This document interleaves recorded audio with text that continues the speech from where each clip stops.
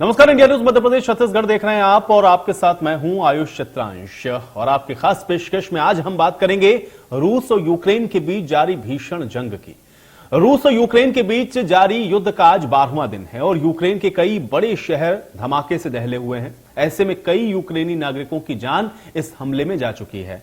इधर प्रधानमंत्री नरेंद्र मोदी ने यूक्रेनी राष्ट्रपति व्लादिमीर जेलेंस्की से करीब 35 मिनट तक बातचीत की है। दोनों नेताओं ने यूक्रेन के मौजूदा हालात पर चर्चा की है। पीएम मोदी ने रूस और यूक्रेन की बातचीत और लगातार कोशिशों की सराहना भी की है। आपको बता दें कि कई भारतीय ऐसे हैं जो यूक्रेन में अभी फंसे हुए हैं और सरकार के द्वारा इन भारतीयों की वतन वापसी के प्रयास तेज किए गए हैं। भारत सरकार भारतीयों को निकालने के लिए ऑपरेशन गंगा चला रही है और ऑपरेशन गंगा के तहत अभी तक हजारों भारतीयों को यूक्रेन से वापस लाया जा चुका है। लेकिन यूक्रेन में फंसे छात्रों को पोलैंड के रास्ते भारत में वापस लाने के लिए प्रक्रिया अब अपने अंतिम चरण में है। ऑपरेशन गंगा के तहत पोलैंड से 200 छात्रों को लेकर के उड़ी भारतीय वायुसेना के C-17 ग्लोब मास्टर विमान की आखिरी फ्लाइट आज शाम करीब 6 बजे गाजियाबाद के हिंडन एयरबेस पे लैंड करेगी। इसमें सबसे महत्वपूर्ण बात यह है कि यूक्रेन में जिस छात्र हरजोत सिंह को 3 गोली लगी थी वो भी सकुशल वतन वापस आ रहा है। इसी फ्लाइट में केंद्रीय मंत्री जनरल वीके सिंह भी आएंगे जो पोलैंड में सारी व्यवस्थाएं संभाल रहे थे। तो आज हम भी इसी मुद्दे पर चर्चा करेंगे। हमारे साथ कुछ खास लोग जुड़ेंगे, लेकिन उससे पहले हंगरी के बुडापेस्ट से हमारे सहयोगी राहुल गौतम और जेपी रमैया की ये ग्राउंड रिपोर्ट आपको दिखाते हैं। ऑपरेशन गंगा यहां हंगरी में पूरी स्पीड से चल रहा है। मैं भी मौजूद हूं एक बस में। क्या हालात हैं यूक्रेन के अंदर और अब किन हालातों में हंगरी तक पहुंचे, बुडापेस्ट में आए? सर, यूक्रेन के हालात बिल्कुल अच्छे नहीं है। वहाँ पे बम गिर रहे हैं, जैसे कि सबको पता है बम गिर रहे हैं, उधर लोग मर रहे हैं। रशियन आर्मी आ चुकी हुई है, बिल्कुल सेफ एरिया नहीं है। प्लस बॉर्डर पार करना बहुत डिफिकल्ट है इस वक्त, क्योंकि जब हम लाइन में बॉर्डर पे पहुंचते हैं हमारे से आगे 2-3 हजार बच्चा भी उधर फंसा हुआ है। इतनी लंबी लाइन होती है, स्टैम्पीड भी हो रहा है, बहुत मुश्किल से बच्चे बेहोश हो रहे हैं क्योंकि ठंड इतनी है। यूक्रेन का बॉर्डर पार कर रहे थे, यूक्रेन की जो लोग हैं या जो वहाँ की अथॉरिटीज हैं उनका क्या रवैया है? Are they supportive? आपको सपोर्ट कर रहे हैं? ऑनेस्टली बोलो तो वहाँ पे बहुत रेसिज्म वैसा था, क्योंकि यूक्रेनियंस को ज्यादा प्रायोरिटी मिलता है, उनको ट्रेन में चढ़ने को पहले मिलता है। कभी कभी इंडियंस, अफ्रीकन, दूसरे कंट्रीज के लोगों को कभी चढ़ने दिया ही नहीं जाता। कोई कोई लोगों को पैसे देने पड़ते हैं। सो यूक्रेन वाइज में नहीं, इतना ठीक नहीं था यूक्रेन में। बुडापेस्ट से मैं राहुल गौतम, विजय पेरुमल के साथ इंडिया न्यूज के लिए। मेरे साथ हैं वॉलंटियर्स जो लगातार काम कर रहे हैं। ये हैं doctor Ruchika, she is been working for the last 7 days। Ruchika, लगातार 7 दिन से काम चल रहा है, क्या क्या हो रहा है? What are your experiences? मैं डे 1 से जुड़ी हुई हूँ इसमें, और हमें डे 1 से अमृता शेरगिल कल्चर सेंटर और इंडियन एम्बेसी ऑफ हंगरी से डे 1 से इंस्ट्रक्शन जो आए कि हमें स्टूडेंट्स चाहिए बल्क में, तो 80 लोगों का हमने लिस्ट रेडी किया था।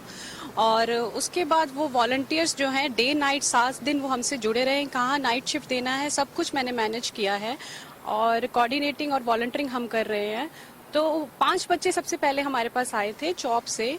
वो आए हमारे पास, वो अपने खुद आए हैं, वो ट्रेन से आए हैं न्यूगाती। तो वो 5 बच्चों ने हमें सारा सिचुएशन बताया कि ऐसे सिचुएशन है, और उन्होंने एक रूट मैप रेडी किया और जो शायद पूरे इंडिया में, पूरे यूक्रेन में फेमस हो चुका है। मैं सबसे पहले उन सब बच्चों का थैंक यू कहना चाहती हूँ। 5 बच्चों का, वो सेफली इंडिया पहुंच चुके हैं। जब मौका मिला फेलो इंडियंस की मदद करने, तो हमने जितना हो पाया हमने किया। हम जॉब करते हैं, जॉब से जल्दी निकल के छुट्टी लेके जितना हो सके हम ट्राई कर रहे हैं मदद करने की।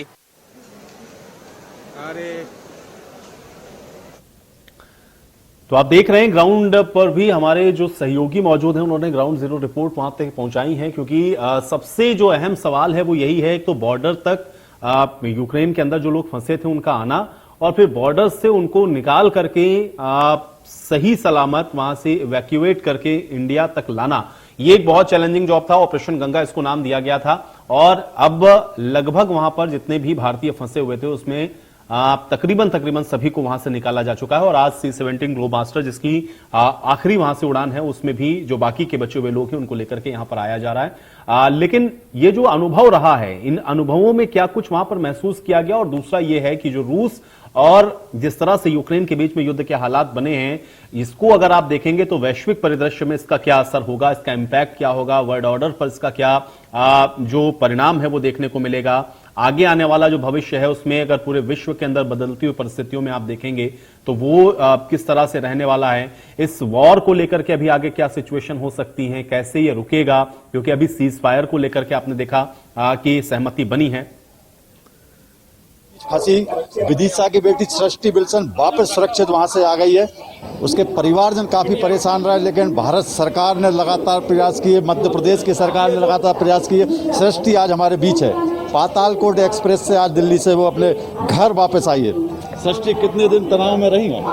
मैं 6 दिन तो वहाँ पर जंग के बीच में रही और 6 दिन से मैं चल रही हूँ पैदल वहाँ से निकलने के लिए जी। तो टोटल 12 दिन से मैं वहीं फंसी हुई थी। मौत से जीत कर आई हैं। जी जी। क्या कहेंगे भारत सरकार को? भारत सरकार को धन्यवाद कि उनने हमें वहाँ से निकाला जी। और हमें ऐसी सुविधा दी कि हम यहाँ पर अपने घर वालों से मिल सकें। इस तरह का माहौल तो क्या स्थिति बन रही थी जब आप थी? स्थिति वहाँ की यूक्रेन की तो खतरनाक थी। वहाँ तो ऐसा था कि कभी भी कुछ भी हो सकता है और बॉर्डर पर भी मतलब वहाँ के लोगों को ज़्यादा प्रेफरेंस दी जा रही थी, इंडियंस को कम दी जा रही थी, पर फिर भी हम में हिम्मत थी तो हम सब वहाँ से निकल गए। मैं 1 साल बाद। खुश हैं आप? जी जी जी।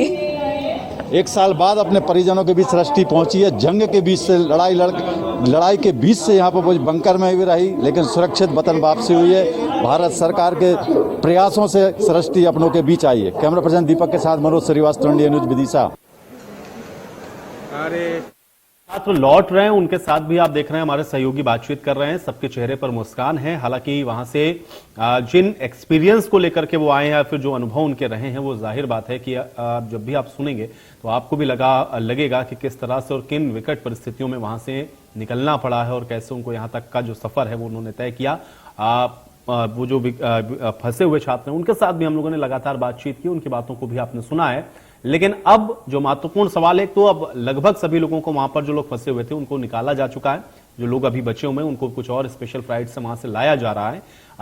लेकिन अब आगे इसका इंपैक्ट क्या होगा? एक तो सवाल यह है कि जो मेडिकल के स्टूडेंट्स आए हैं उनका जो फ्यूचर है वो क्या होगा, उनके भविष्य को लेकर के किस तरह की जो अनसर्टेनिटी है उस पर अभी गवर्नमेंट ऑफ इंडिया ने क्या सोचा है, कैसे उसको और आगे बढ़ाएंगे। दूसरा यह है कि ये जो युद्ध के हालात अभी भी लगातार बने हुए हैं, ये युद्ध रुकेगा कैसे और इसका हल क्या होगा, इसका सोल्यूशन क्या होगा, ये हर कोई जानना चाह रहा है, क्योंकि पूरे विश्व की निगाहें इस समय इसी पर लगी हुई हैं कि आखिर जिस तरह से ये पूरा वॉर छिड़ा हुआ है, जाहिर बात है कि उसके जो परिणाम हैं वो पूरे वैश्विक परिदृश्य में आपको देखने को मिलेंगे और हर तरफ इसका जो असर है वो आपको नजर आएगा। आर्थिक तौर पर अगर आप देखेंगे तो दुनिया के लगभग सभी देशों में इसका जो सीधा असर है वो मिलेगा, क्योंकि क्रूड ऑयल के आप देख रहे हैं प्राइस हाई हो रहे हैं और आधे से ज्यादा आप देखते हैं कि क्रूड ऑयल का जो उत्पादन है रशिया के अंदर होता है और ऐसे में वहां से जो तमाम सैंक्शंस लगे हैं रशिया के ऊपर, उसके बाद उसका भी जो इंपैक्ट है अगर इंटरनेशनल लेवल पर आप देखेंगे तो वो भी आपको दिखेगा। और साथ ही साथ अब चूंकि अब वैश्विक परिदृश्य में ये जो लड़ाई है उसको किस तरह से देखा जाए और इसका इंपैक्ट क्या होगा, वर्ल्ड ऑर्डर में इसका क्या इंपैक्ट होगा, भारत का अभी तक जो रुख रहा है इस सिचुएशन में, इस वॉर की सिचुएशन में, उसको कैसे रिकॉग्नाइज किया जाएगा, उसको आगे कैसे देखा जाएगा। तो ये तमाम ऐसे सवाल हैं जो कि इस पूरे वॉर के साथ अभी जुड़े हुए हैं। और अगर ये वॉर अभी हाल फिलहाल में नहीं रुकता है, ये बहुत ज्यादा लंबा खिंचता है, तो फिर इसके और क्या कॉन्सिक्वेंसेस होंगे, इसके और क्या दुष्परिणाम आपको देखने को मिलेंगे, ये बहुत महत्वपूर्ण सवाल हैं जो कि इस समय इस सिचुएशंस के साथ जुड़े हुए हैं। एक तो जो स्टूडेंट्स वहां से आए हैं उनके फ्यूचर को लेकर के सवाल है, इस वॉर को लेकर के सवाल है, इस वॉर के बाद उसके जो इंपैक्ट्स होंगे, उसका जो असर होगा पूरे विश्व में वो क्या होगा, भारत पर उसका क्या असर होगा और भारत का जो स्टैंड अभी तक इस पर रहा है उसको किस तरीके से देखा जाएगा और उसका भी जो विश्लेषण है, जो उसका आंकलन है वो आने वाले समय में होगा। और अगर ये युद्ध अभी नहीं रुकता है, ये युद्ध अगर और बहुत ज्यादा खींचता है तो फिर इसका परिणाम क्या हो सकता है, ये महत्वपूर्ण सवाल है जिसको हर कोई जानना चाह रहा है कि आखिर इसको किस तरह से देखा जाए और इसका जो असर है वो क्या होगा। तो आज हम भी इसी पर कोशिश करेंगे, चर्चा करेंगे और इसी पर ये जानने की भी और समझने की भी कि आखिर ये जिस तरह की सिचुएशन बनी हुई है अभी मौजूदा समय में इसका सलूशन क्या होगा, क्योंकि सीज फायर की बात अभी आपने देखा है, जो जानकारी अभी मिली है हाल फिलहाल कि रशिया और यूक्रेन दोनों सीज फायर पर राजी हुए हैं। वहां पर जो लोग फंसे हुए हैं उनको वहां से निकालने के लिए, लेकिन ये कितनी देर चलेगा सीज फायर, क्योंकि इसके पहले भी जब सीज फायर की बात हुई थी उसके बाद आपने देखा था कि कुछ चंद घंटों के बाद ही दोबारा से बॉम्बिंग शुरू हो गई थी और सीज फायर बहुत ज्यादा देर तक रह नहीं पाया था। तो ऐसे में अब इस बदलते हुए परिदृश्य में किस तरह से ये जो इम्पैक्ट डालने वाला है इस पर हम चर्चा करेंगे और देखना ये होगा कि इसका जो असर है वो और अभी आगे आने वाले समय में कैसा रहेगा। 3 मेहमान मेरे साथ जुड़े हुए हैं, पहले आपका परिचय करवा देते हैं, उसके बाद चर्चा में आगे बढ़ते हैं। पारस हमारे साथ जुड़ रहे हैं, लौटे हुए छात्र हैं। पारस, स्वागत है आपका इस चर्चा में। इसके अलावा महेश सचदेवा जी हमारे साथ जुड़े हुए हैं, आप पूर्व राजनयिक हैं। महेश सचदेवा जी, आपका भी स्वागत है इस चर्चा में। और डॉक्टर संदीप त्रिपाठी जी हमारे साथ जुड़ रहे हैं, विदेश मामलों के जानकार हैं। डॉक्टर संदीप त्रिपाठी जी, आपका भी इस चर्चा में स्वागत है। सबसे पहले महेश सचदेवा, मैं आपके ही पास आऊंगा, किस तरह से इसको आप देख रहे हैं, क्योंकि इस समय जो सिचुएशन बनी हुई है हर कोई ये जानना चाह रहा है कि अभी आगे क्या है, और दूसरा ये है कि इसका असर किस तरह से आप देख रहे हैं। अगर हम लोग पूरे वर्ल्ड वाइड देखें या वैश्विक परिदृश्य में भी देखें तो ये कितना अभी इंपैक्ट करने वाला है, आपका रिएक्शन मैं इस पर चाहूंगा।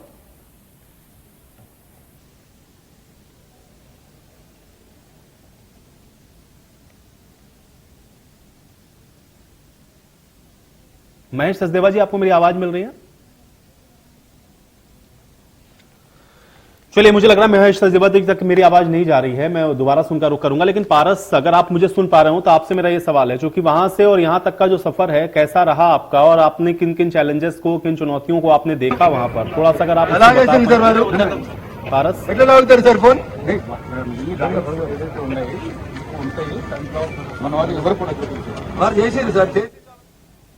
पारस, आपको मेरी आवाज मिल रही है?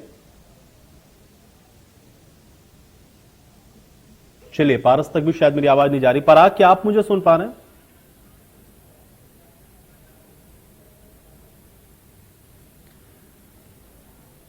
पराग, क्या आप मुझे सुन पा रहे हैं?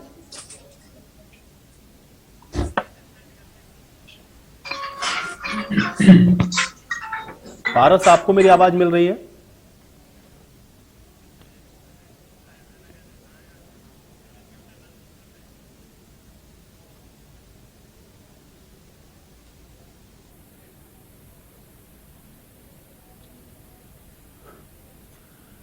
महेश सचदेवा जी, क्या आप सुन पा रहे हैं मुझे?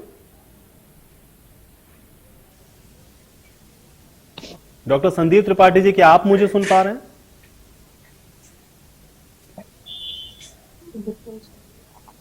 चलिए, मुझे लग रहा है शायद मेरी आवाज किसी तक कहीं भी नहीं जा रही है, इसलिए मैं कोशिश करूंगा दोबारा से कनेक्ट होने की। हालांकि आप देखें कि ये जो मेहमान हमारे साथ हैं इनके साथ हम चर्चा करेंगे, लेकिन सवाल अभी भी वही है कि किस तरह से इस वैश्विक परिदृश्य में इस लड़ाई को देखा जाए और वॉर की सिचुएशन में वहां से जो लोग आए हैं उनके जो अनुभव हैं उनको हम लोग किस तरह से देखें। अभी इनके ये जो स्टूडेंट हैं इनके फ्यूचर को लेकर के भी सवाल हैं कि आखिर वहां से आने के बाद अब यहाँ पर किस तरह से उनका जो फ्यूचर है वो सेफ होगा, क्योंकि अभी जो चीजें हैं वो बहुत जल्दी हाल फिलहाल नॉर्मलाइज नहीं होने वाली हैं, और अगर ये परिस्थिति बहुत जल्दी सामान्य नहीं होगी तो फिर जो स्टूडेंट्स वहां से यहाँ पर आ गए उनकी पढ़ाई का क्या है, उनके भविष्य का क्या है, बहुत सारे ऐसे सवाल हैं जो जहन में है। हालांकि अभी प्रायोरिटी ये थी कि वहां से जो स्टूडेंट फंसे हैं उनको वहां से निकाला जाए, और वो जो छात्र यहाँ पर आ गए हैं और उसके अलावा भी जो जानकार लोग हैं उनसे हम आज इस पर चर्चा करते हैं।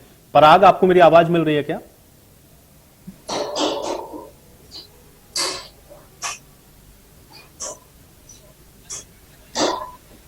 पराग, एक बार अनम्यूट कर लें आप, मुझे लग रहा है आपका माइक म्यूट है शायद।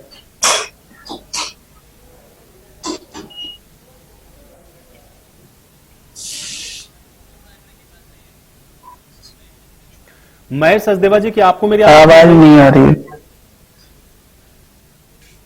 महेश सचदेवा जी, क्या आप सुन पा रहे हैं मुझे? डॉक्टर संदीप त्रिपाठी जी, क्या आप मुझे सुन पा रहे हैं?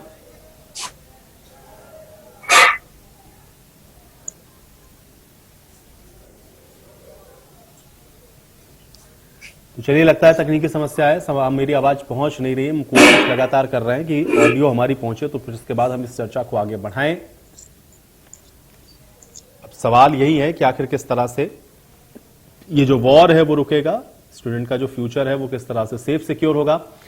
पराग, क्या सुन पा रहे हैं आप मुझे?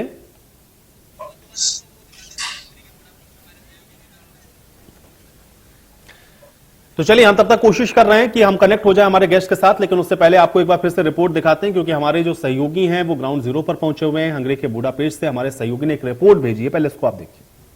ऑपरेशन गंगा यहाँ हंगरी में पूरी स्पीड से चल रहा है। मैं भी मौजूद हूँ एक बस में। क्या हालात हैं यूक्रेन के अंदर और अब किन हालातों में हंगरी तक पहुंचे, बुडापेस्ट में आए? सर यूक्रेन के हालात बिल्कुल अच्छे नहीं है। वहाँ पे बम गिर रहे हैं, जैसे कि सबको पता है बम गिर रहे हैं, उधर लोग मर रहे हैं, रशियन आर्मी आ चुकी हुई है, बिल्कुल सेफ एरिया नहीं है। प्लस बॉर्डर पार करना बहुत डिफिकल्ट है इस वक्त, क्योंकि जब हम लाइन बॉर्डर पे पहुंचते हैं हमारे से आगे 2-3 हजार बच्चा भी उधर फंसा हुआ है। इतनी लंबी लाइन होती है, स्टैम्पीड भी हो रहा है, बहुत मुश्किल से बच्चे बेहोश हो रहे हैं क्योंकि ठंड इतनी है। यूक्रेन का बॉर्डर पार कर रहे थे, यूक्रेन की जो लोग हैं या जो वहाँ की अथॉरिटीज हैं उनका क्या रवैया है? Are they supportive? आपको सपोर्ट कर रहे हैं? ऑनेस्टली बोलो तो वहाँ पे बहुत रेसिज्म वैसा था, क्योंकि यूक्रेनियंस को ज़्यादा प्रायोरिटी मिलता है, उनको ट्रेन में चढ़ने को पहले मिलता है। कभी कभी इंडियंस, अफ्रीकन्स, दूसरे कंट्रीज के लोगों को कभी चढ़ने दिया ही नहीं जाता, कोई कोई लोगों को पैसे देने पड़ते हैं। सो यूक्रेन वाइज में नहीं, इतना ठीक नहीं था यूक्रेन में। बुडापेस्ट से मैं राहुल गौतम, विजय पेलुमल के साथ इंडिया न्यूज के लिए। करते मेरे साथ हैं वॉलंटियर्स जो लगातार काम कर रही हैं। ये हैं doctor Ruchika, she is been working for the last 7 days। Ruchika, लगातार 7 दिन से काम चल रहा है, क्या क्या हो रहा है? What are your experiences? मैं डे 1 से जुड़ी हुई हूँ इसमें, और हमें डे 1 से अमृता शेरगिल कल्चर सेंटर और इंडियन एम्बेसी ऑफ हंगरी से डे 1 से इंस्ट्रक्शन जो आए कि हमें स्टूडेंट्स चाहिए बल्क में, तो 80 लोगों का हमने लिस्ट रेडी किया था। और उसके बाद वो वॉलंटियर्स जो हैं डे नाइट 7 दिन वो हमसे जुड़े रहे, कहाँ नाइट शिफ्ट देना है सब कुछ मैंने मैनेज किया है, और कोऑर्डिनेटिंग और वॉलंटियरिंग हम कर रहे हैं। तो 5 बच्चे सबसे पहले हमारे पास आए थे चौप से, वो आए हमारे पास, वो अपने खुद आए हैं, वो ट्रेन से आए हैं न्यूगाती। तो वो 5 बच्चों ने हमें सारा सिचुएशन बताया कि ऐसे सिचुएशन है, और उन्होंने एक रूट मैप रेडी किया, और जो शायद पूरे इंडिया में, पूरे यूक्रेन में फेमस हो चुका है। मैं सबसे पहले उन सब बच्चों का थैंक यू कहना चाहती हूँ, 5 बच्चों का, वो सेफली इंडिया पहुंच चुके हैं। जब मौका मिला फेलो इंडियंस की मदद करने, तो हमने जितना हो पाया हमने किया। हम जॉब करते हैं, जॉब से जल्दी निकल के छुट्टी लेके जितना हो सके हम ट्राई कर रहे हैं मदद करने की। जंग के बीच फंसी विदिशा की बेटी सृष्टि विल्सन वापस सुरक्षित वहां से आ गई है। उसके परिवारजन काफी परेशान रहे, लेकिन भारत सरकार ने लगातार प्रयास किए, मध्य प्रदेश की सरकार ने लगातार प्रयास किए। सृष्टि आज हमारे बीच है। पातालकोट एक्सप्रेस से आज दिल्ली से वो अपने घर वापस आई है। सृष्टि, कितने दिन तनाव में रही हैं? मैं 6 दिन तो वहाँ पर जंग के बीच में रही, और 6 दिन से मैं चल रही हूँ पैदल वहाँ से निकलने के लिए। तो टोटल 12 दिन से मैं वहीं फंसी हुई थी। मौत से जीत कर आई। जी जी। क्या कहें भारत सरकार को धन्यवाद कि उनने हमें वहाँ से निकाला और हमें सुविधा दी कि हम यहाँ पर अपने घर वालों से मिल सकें। किस तरह का माहौल तो है? क्या स्थिति बन रही थी आपकी? स्थिति वहाँ की, यूक्रेन की तो खतरनाक थी। वहाँ तो ऐसा था कि कभी भी कुछ भी हो सकता है, और बॉर्डर पर भी मतलब वहाँ के लोगों को ज़्यादा प्रेफरेंस दी जा रही थी, इंडियंस को कम दी जा रही थी। पर फिर भी हमें हिम्मत थी तो हम सब वहाँ से निकल गए। मैं 1 साल बाद। खुश हैं आप? जी जी जी। 1 साल बाद अपने परिजनों के बीच सृष्टि पहुंची है। जंग के बीच से लड़ाई के बीच से यहाँ पर वो बंकर में भी रही, लेकिन सुरक्षित वतन वापसी हुई है। भारत सरकार के प्रयासों से सृष्टि अपनों के बीच आई है। कैमरा पर्सन दीपक के साथ मनोज श्रीवास्तव, इंडिया न्यूज, विदिशा।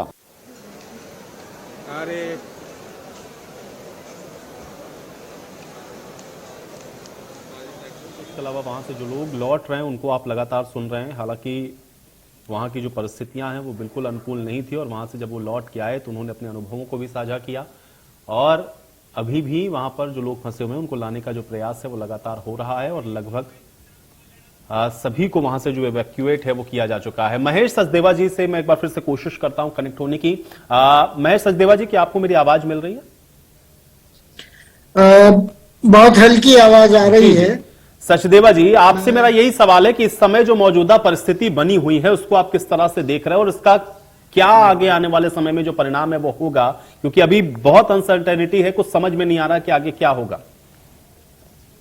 जी, परिस्थितियां काफी जटिल हैं और ये साफ नहीं है कि जिस तरह से रूस ने आज भारतीय समय अनुसार 12:30 बजे से एक सीज फायर का ऐलान किया है, वो जिससे कि विदेशी लोगों को और ह्यूमैनिटेरियन रिलीफ सप्लाईज को मदद मिल सके बड़े बड़े शहरों में। उन्होंने नक्शे वगैरह से बताया है कि रिलीफ कॉन्वॉय किधर जा पाएंगे और सूमी जहां भारतीय काफ़ी बड़ी तादाद में फंसे हुए हैं उनका निकास उन्होंने कहा है कि रूस के माध्यम से और यूक्रेन के बाकी हिस्सों के माध्यम से हो सकेगा। पर इस पर अगर अमल हो रहा है या नहीं हो रहा है पिछले 1.5 घंटे में, ये अभी कहना मुश्किल है। चलिए सर, मैं आपको रोक रहा हूँ, इस बीच कुछ तस्वीरें अपने दर्शकों को दिखाते हैं।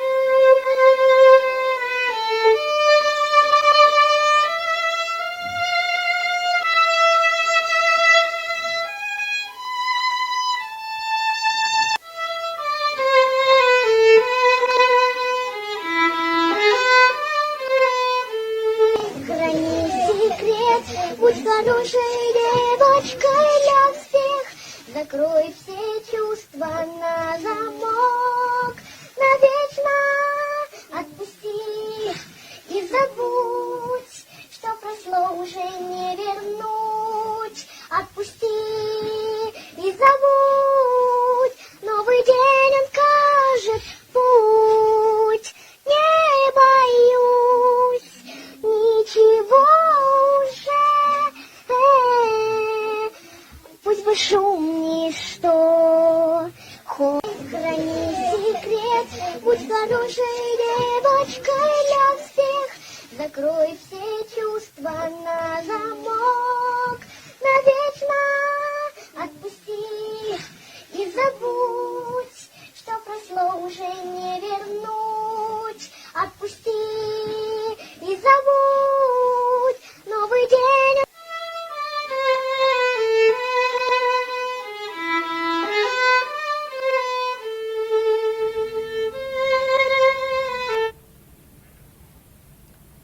तो चलिए इसी के साथ इस खास पेशकश में मेरे साथ फिलहाल इतना ही। जो लोग मेरे साथ जुड़े उन सभी का बहुत शुक्रिया। हालांकि अभी लोग उम्मीद ये कर रहे हैं कि जल्द से जल्द हालात सामान्य हो, ताकि जो लोग वहां पर फंसे थे, जो वापस आए हैं, वो जा सकें और जो छात्र हैं उनके भविष्य पर भी कोई सवाल ना हो। इस खास पेशकश में मेरे साथ फिलहाल इतना ही। मध्य प्रदेश, छत्तीसगढ़ की हर खबर सीधे आपके मोबाइल फोन पर। अभी सब्सक्राइब करें हमारा चैनल और पाएं पल पल की खबर।